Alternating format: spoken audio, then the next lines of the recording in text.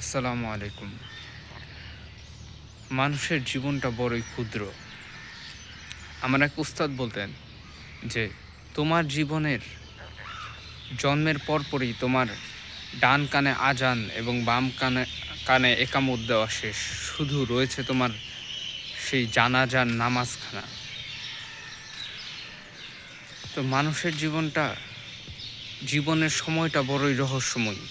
আপনি যখন আপনার জীবনের এই পর্যায়ে এসে পিছনের দিকে চিন্তা করবেন, যেমন আমি চিন্তা করি, আমার কাছে মনে হয় যে আমার জন্ম থেকে এই পর্যন্ত সময়টা এখন যদি আমি পিছনের দিকে চিন্তা করি, ১ সেকেন্ডের থেকেও কম সময় মনে হয় নিজের কাছে, যেই সময়টা চলে গেছে।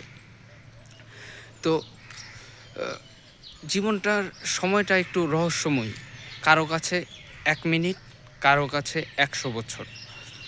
তো যেটা বলতে চাইছিলাম যে জীবনের ছোট্ট সময়, এই সময়ে থাকে অনেক পাওয়া না পাওয়ার গল্প।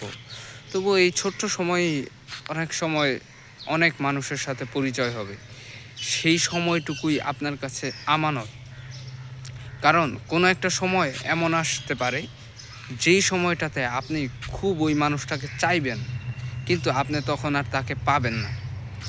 মানুষের সাথে পরিচয়ের যেমন একটা শুরু থাকে, তেমনই তেমনই একটা সময় আসে যখন কিনা আমাদের বিদায় নিতে হয়।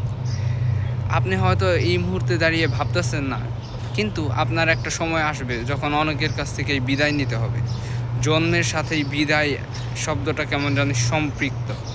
তো এই কারণে যখনই যার সাথেই আছেন তার সাথে চেষ্টা করা উচিত আমাদের যে একটু ভালো ব্যবহার করা, তার সাথে ভালো আচরণ করা। আসসালামু আলাইকুম।